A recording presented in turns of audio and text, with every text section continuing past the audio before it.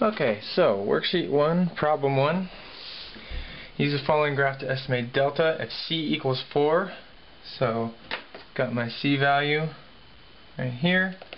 I'm going to take my straight edge and draw a line straight up from from x equals 4 to the function, and then draw a line from there horizontal straight over to the y-axis.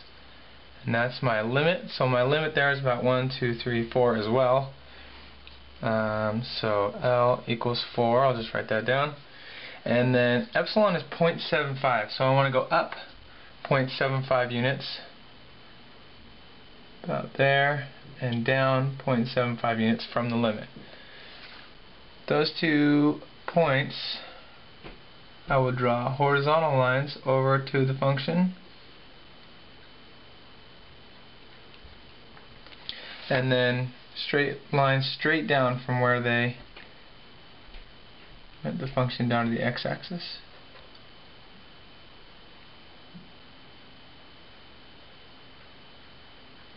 Okay, and then we see here I'm going to estimate that this is about 0.3 on the right side. This is say about 4.3, and this is about 3.6.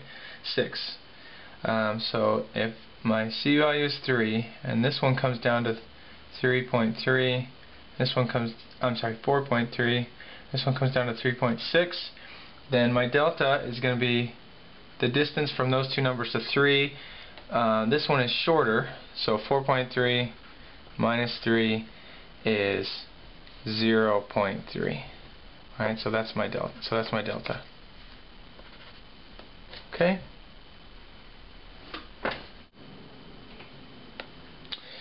Okay, number 2 says for this equation, find the limit as x approaches 1. So I'm going to plug that function into my calculator. 2 plus the square root of x minus 1. I'm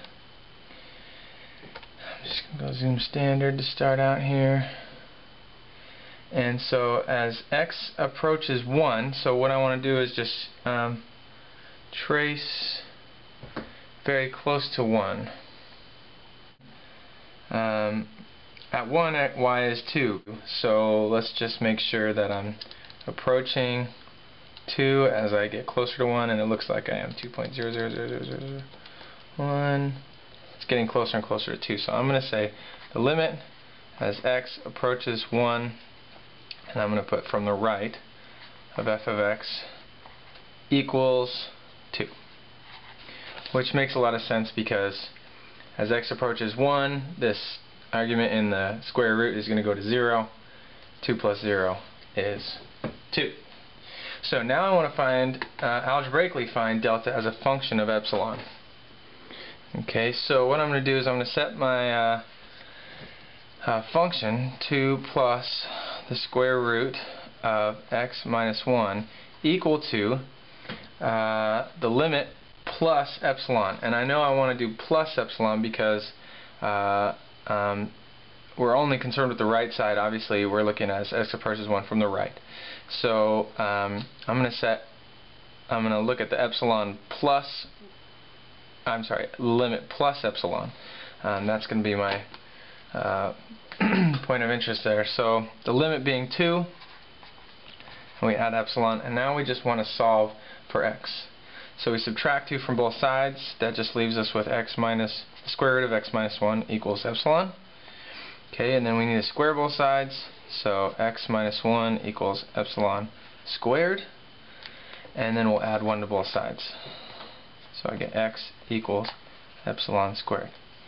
So that's the x value